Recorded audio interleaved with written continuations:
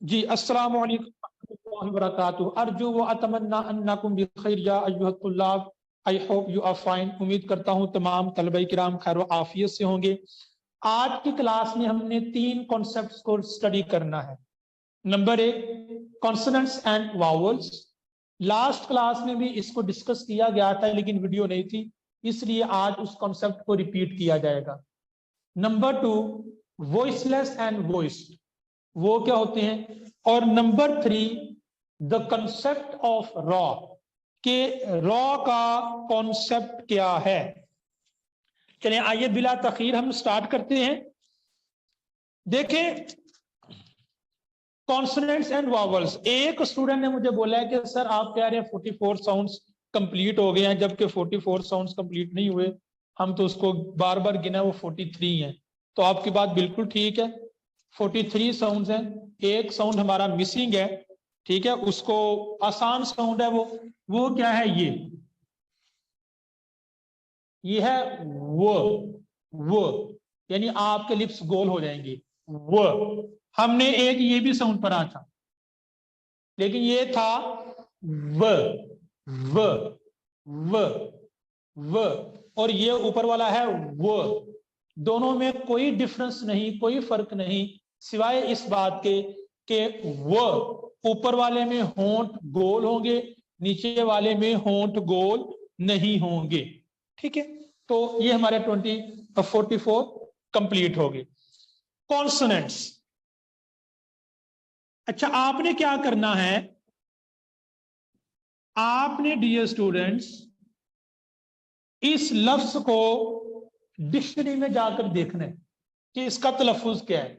Consonants, ये नेंट नहीं है, कॉन्सोनेंट्स, कॉन्सोनेंट्स, ठीक है। और दूसरी तरफ हैं वावल्स, वावल्स। यहां पे हम होंठ गोल नहीं करेंगे, यहां पे करेंगे, ठीक है। अच्छा, अब इनकी डेफिनेशंस को हमने लास्ट क्लास में काफी हद तक हमने स्टडी किया था, आज दोबारा हम इसको डिस्कस कर लेते हैं। देखिए, आपने एक चीज याद रखनी है, कॉन्सोनेंट्स, इसको साथ साथ रिवाइज करें। Consonants, consonants, the more you speak the more you will be able to speak. आप जितनी ज्यादा बोलने की प्रैक्टिस करेंगे उतना ज्यादा बोलना आपको आएगा, ठीक है। कॉन्सोनेंट्स, कॉन्सोनेंट्स, इसकी आपने इस तरह प्रैक्टिस करनी है। यहां पे एक लफ्ज लिखा जा रहा है ऑब्स्ट्रक्शन, ये स्पेलिंग इसके बिल्कुल क्लियर है, OBSTRUCTION, ऑब्स्ट्रक्शन, ऑब्स्ट्रक्शन। कॉन्सोनेंट्स में क्या होता है, ऑब्स्ट्रक्शन होती है। ऑब्स्ट्रक्शन का मीनिंग क्या है, स्टॉप, रुकावट, यानी आपकी जो फ्लो ऑफ एयर होता है, ये अभी आपको बताया जाएगा क्या होता है। एक होता है फ्लो ऑफ एयर, हवा का बहाव। आप जब बोलते हैं तो आपके माउथ से, फेफड़ों से हवा स्टार्ट होती है और मुंह से बाहर निकलती है। वही आवाज, वही जो हवा है वो आवाज की शक्ल इख्तियार कर जाती है। वो जो हवा बाहर आती है उसी को कहा जाता है फ्लो ऑफ एयर, हवा का बहाव, ठीक है। हवा का जो बहाव है, ठीक है, हवा का जो बाहर की तरफ आना है, अगर ये हवा बाहर आते हुए अगर इसमें रुकावट आ जाए, ऑब्स्ट्रक्शन हो जाए, ऑब्स्ट्रक्शन, ऑब्स्ट्रक्शन कैसे होगी, फ, ये हवा रुक गई है, फ फिर हुई है ठ, हमने अपनी जुबान को ऊपर लगाया, फ्लो ऑफ एयर रुक गया, स्टॉप कर दिया। अगर फ्लो ऑफ एयर में ऑब्स्ट्रक्शन हो, ठीक है, तो वो वाला जो साउंड होता है उसको हम कॉन्सोनेंट बोलते हैं। और अगर उस फ्लो ऑफ एयर में, ठीक है, अगर उस हवा के चलाऊ में, हवा के बहाव में, हवा जब बाहर आती है, अगर उसमें वो ऑब्स्ट्रक्शन ना हो, वो रुकावट ना हो, तो वो वावल्स होते हैं।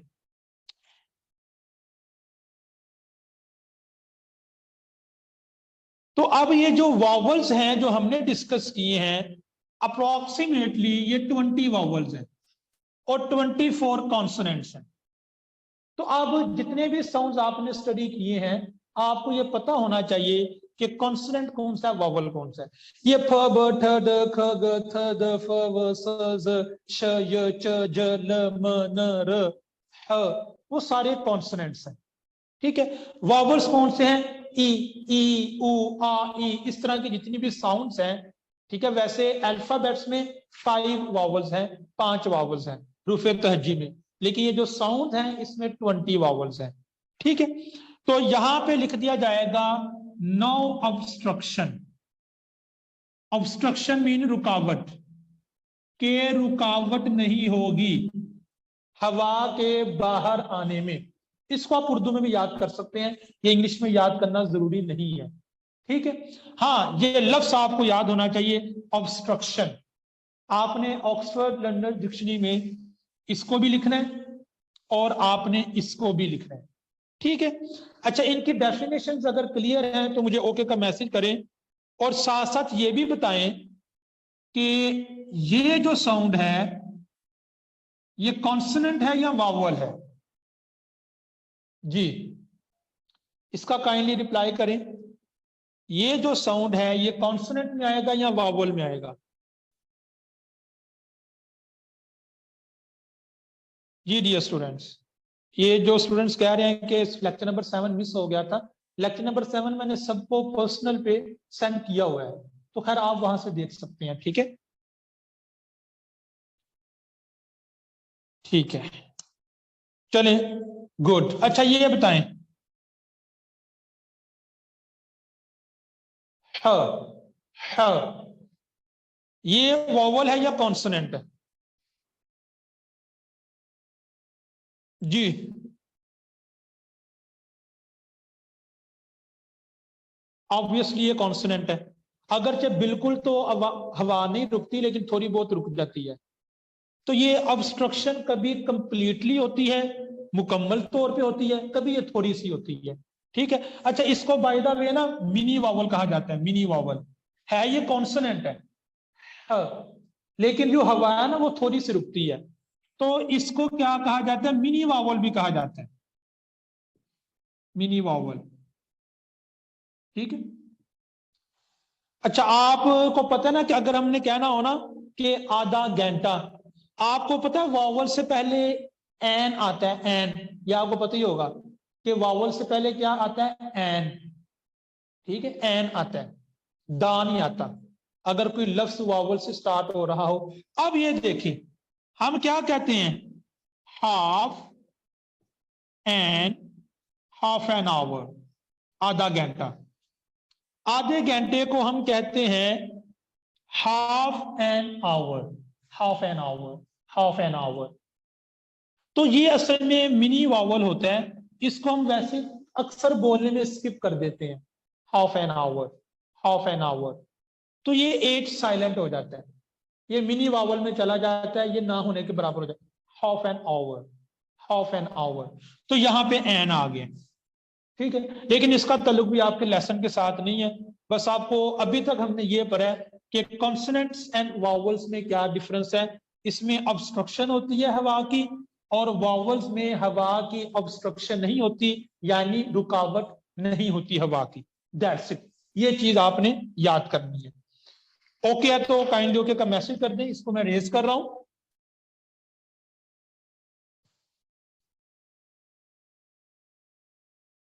ये अब हमारा जो नेक्स्ट कॉन्सेप्ट है, कल से बकायदा हम ग्रामर और स्पोकन का टॉपिक स्टार्ट करेंगे।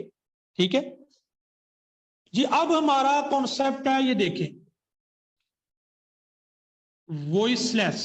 ये आपको पता है ये वॉइस नहीं है, ये है वॉइस, वॉइसलेस। और दूसरी तरफ क्या है, वॉइस्ड, वॉइस्ड। अच्छा इसमें इंटरेस्टिंग चीज क्या है कि ये देखें आखिर में डी है, और स्टूडेंट इसको पढ़े होंगे वॉइस्ड, वॉइस्ड। लेकिन आपको बताऊं ये आखिर में हम डी नहीं पढ़ते, जो अंग्रेज लोग हैं वो आखिर में टी पढ़ते हैं, वो कहते हैं वॉइस्ड, वॉइस्ड। तो वो टी ना होने के बराबर हो जाता है। अल मुख्तसर के यहां पे आखिर में डी नहीं पढ़ा जाता।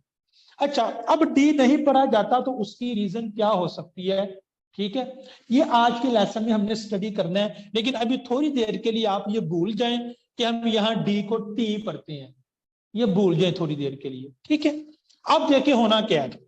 हमने पहली क्लास में आपको याद होगा कहा था प ब ठ ड ख ग, ये हमारी पहली क्लास का लेसन है। अच्छा, असल ये साउंड बना क्या है, ब ड ग, असल में इसका ये साउंड है, लेकिन प्रैक्टिस के हम कहते हैं फ ब ठ ड ख ग। अच्छा, आपको पता है कि एक चीज ऐसी है जो इन तीनों में मुश्तरक है, और एक चीज ऐसी है जो इन तीनों में मुश्तरक है, इसलिए इनको अलग से लिखा गया, इनको अलग से लिखा गया है। वो चीज मुश्तरक क्या है, वो कॉमन चीज क्या हो सकती है?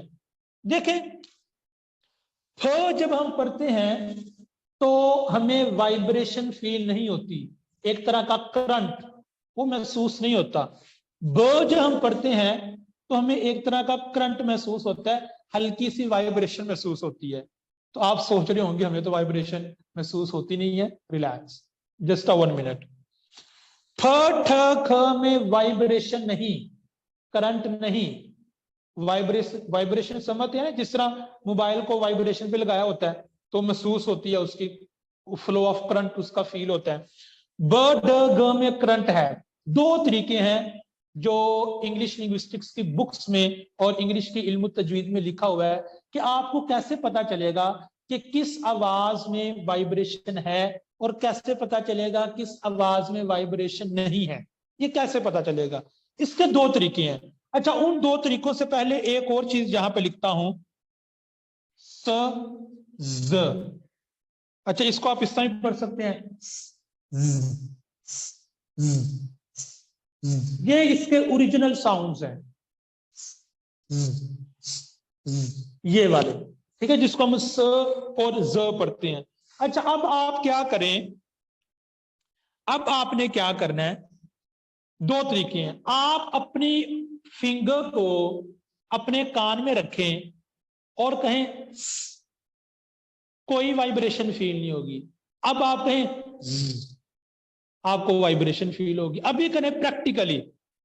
अच्छा, इसका कोई पर्पस है, मकसद है, ये भी आपसे गेम नहीं करवाई जा रही, ठीक है। आप अपनी फिंगर को कान में रखे करें, स ज, तो ज में आपको वाइब्रेशन फील होगी और स में आपको वाइब्रेशन फील नहीं होगी। ये करके मुझे बताएं, ऐसा ही है? एक और तरीका है, ये जिसको एडम एप्पल कहते हैं, ये जो यहां से उभरी हुई हड्डी होती है, आप यहां पे भी फिंगर रख सकते हैं, स ज, या आप वैसे ही हैंड को यहां पे रख लें, स ज, या ऊपर रख लें जबड़े पर, तो आपको स में वाइब्रेशन फील नहीं होगी, ज में वाइब्रेशन फील होगी। अगर ऐसा है तो मुझे बताइएगा जी, ठीक है। इसी तरह फ में वाइब्रेशन नहीं है, ड में वाइब्रेशन है, फ ब, बिल्कुल ऐसा ही है। फ में वाइब्रेशन नहीं, वो करंट नहीं, ब में है। अच्छा, इसमें खुद बताएं कि ये ट है, ये ठ है, ये ड है, बताएं किसमें वाइब्रेशन है और किसमें नहीं है जी। ठ ड में किसमें वाइब्रेशन है और किसमें नहीं है जी डियर स्टूडेंट्स?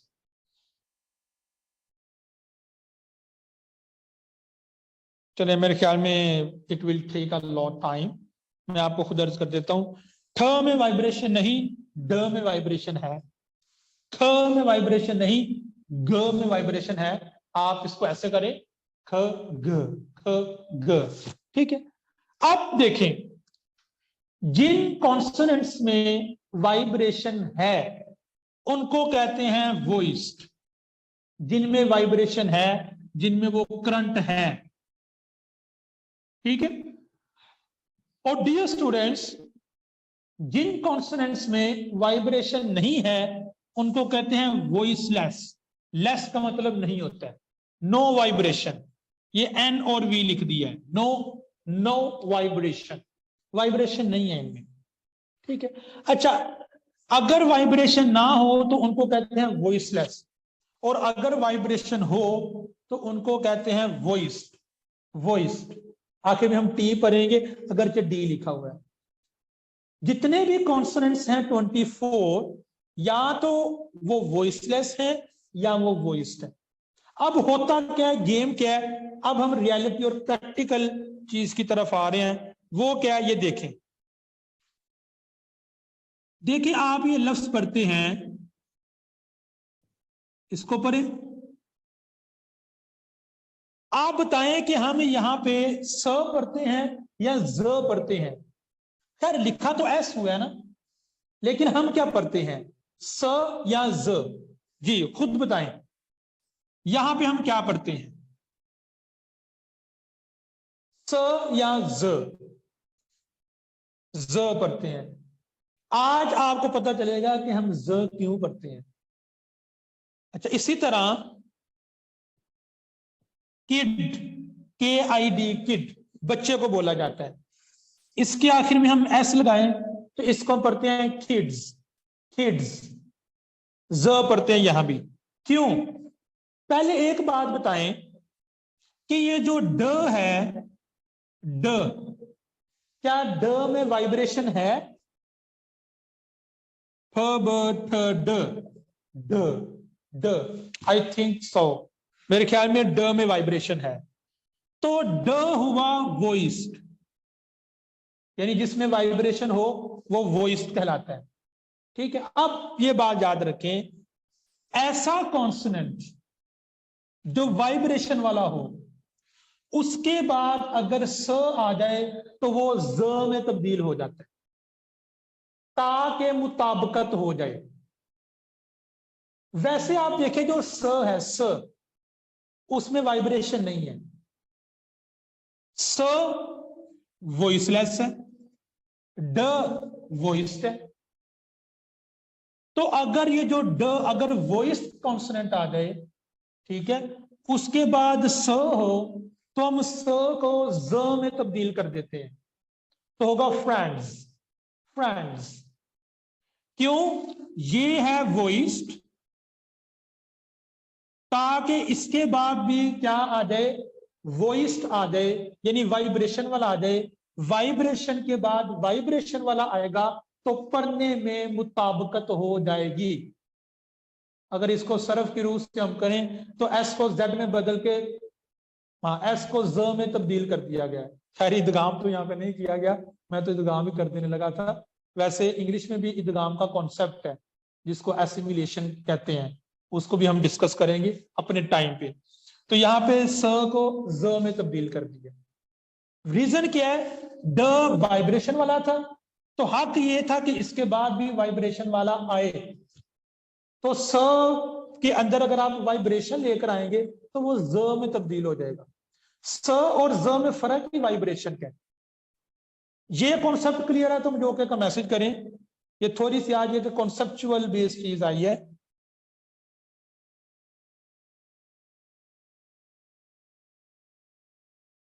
जी काइंडली बकिया स्टूडेंट्स भी ओके का मैसेज कर दें।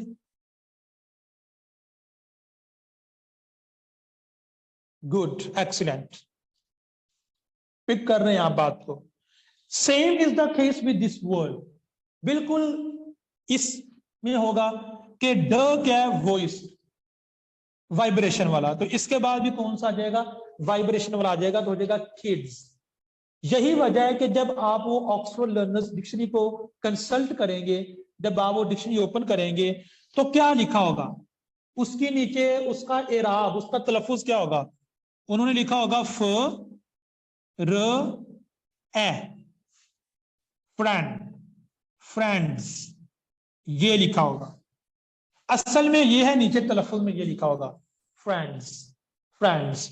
इसके नीचे भी क्या लिखा होगा, किड्स, ये ई, ये वाला, ठीक है, और किड्स ये लिखा होगा। अच्छा अब आप बताएं कि ये जो वॉइस्ड है, वॉइस्ड, अगर हम इसका तलफ्फुज लेकर आए तो होगा व ओई, वोई, वोइस, फिर होगा स, क्योंकि ये सी तो है ही नहीं ना, वो जो 44 आवाजें हैं उनमें ये तो है ही नहीं, उसमें या ये है स या ज है, उसमें हमें सी की जरूरत पेश ही नहीं आई। ठीक है, वॉइस। अब ये ई भी इधर आना नहीं है, वॉइस, या तो हम करेंगे वॉइस्ड, वॉइस, या एस के बाद डी आएगा, या एस के बाद आएगा टी, वॉइस्ड।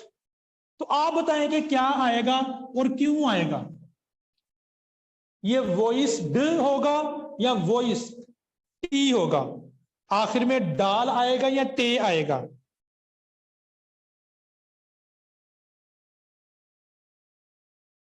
तहसीन, आपने जो मैसेज किया है इसी में उसका आंसर है। ठीक है, गुड। अब ये देखे वाइब्रेशन वाला नहीं है ना, इसमें वाइब्रेशन नहीं है, तो अब इसके बाद डी नहीं आएगा, अब इसके बाद क्या आएगा, टी, वॉइस्ड। तो हमने पहले का एतबार करना है, ठीक है, बाद वाले को पहले वाले के मुताबिक कर देना है।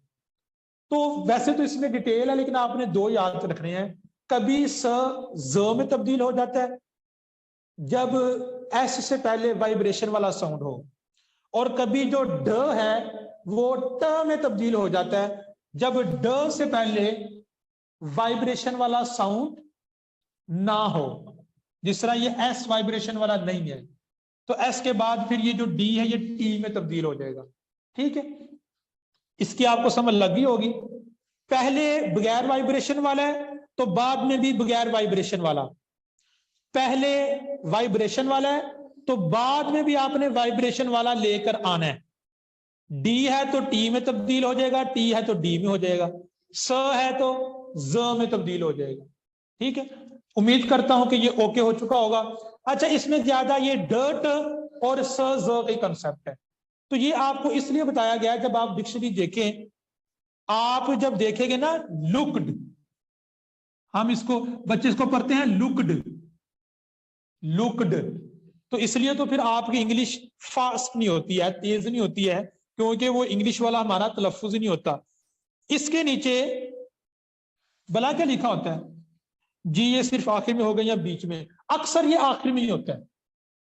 ठीक है, इसके नीचे लिखा होगा ल उ ख ट, लुक्ड। ये आज आपने इसको जाके चेक करना है। ठीक है, तो लुक्ड के नीचे लिखा होगा लुक्ड, ये टी लिखा होगा। क्लियर है जी। कॉन्सेप्ट नंबर 3, आईपीए से रिलेटेड कॉन्सेप्ट नंबर 3। देखिए, आप में से वो तलबा जो सोच रहे हैं कि अभी तक तो हमने कोई वीडियो नहीं भेजी, आप आज से स्टार्ट कर लें, लेक्चर नंबर 1 की वीडियो भेजना स्टार्ट कर दें, लेक्चर नंबर 2 की स्टार्ट कर दें, अगर चाहे आपका तलफ्फुज ठीक है फिर भी स्टार्ट कर दें। आप दूसरों को ना देखें, 6 माह का कोर्स है, आप 7 माह में कंप्लीट कर लें, आप एक साल में कंप्लीट कर लें, जितना आपके पास टाइम है, जितनी कैपेसिटी है। मिसाल के तौर पे 2 तलबा के रिलेटिव्स की ना डेथ हुई है, अल्लाह ताला उनके मुतालिक इनकी मगफिरत फरमाए, वो भी हमारे क्लास के स्टूडेंट्स थे।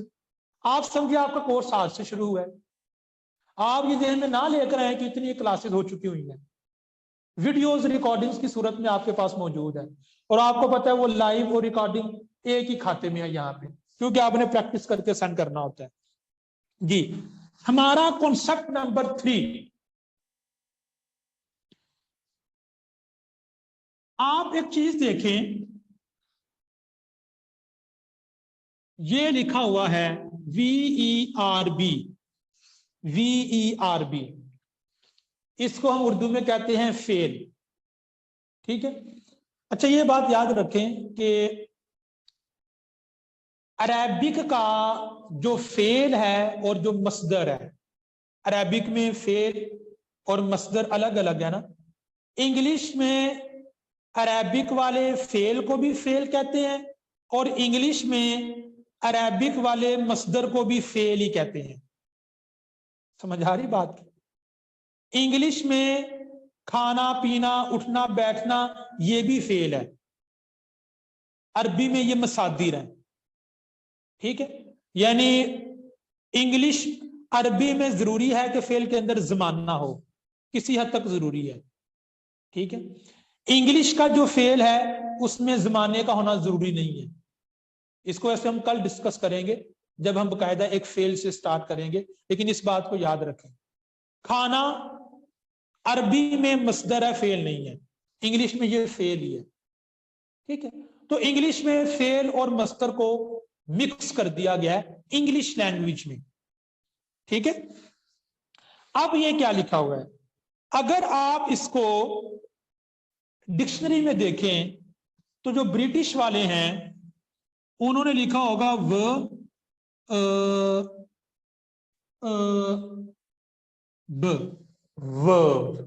अच्छा, अक्सर बच्चे इसको पढ़ देते हैं वाब, जब उनसे प्रैक्टिस करवाई जाती है। ये क्या है, वर्ब।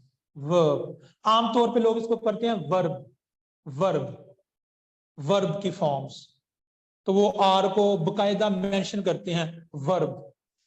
मुझे बहुत ज्यादा वर्ब्स आते हैं, तो ये वर्ब नहीं होता, ये होता है वर्ब। वर्ब आर नहीं पढ़ा जाता। अब आर क्यों नहीं पढ़ा जाता, इसका आपको रूल बताया जाएगा।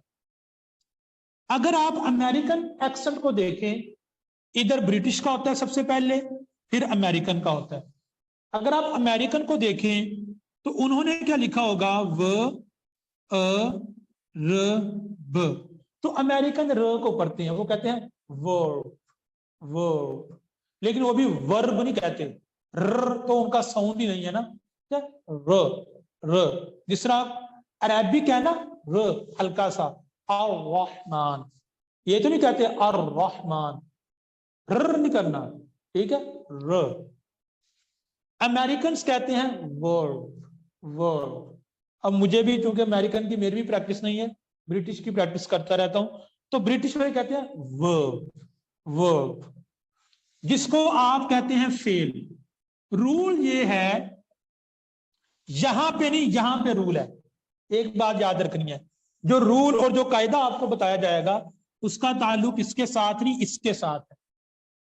ये जो तलफ्फुज होता है, जिसको इंग्लिश की जेर जबरें कहते हैं, ठीक है। तलफ्फुज में क्या होता है कि अगर वावल के बाद र आ रहा हो, हज़फ हो जाता है। बरतानिया वाले लोगों के नजदीक वो वावल के बाद र नहीं पढ़ते, यहां पे र था,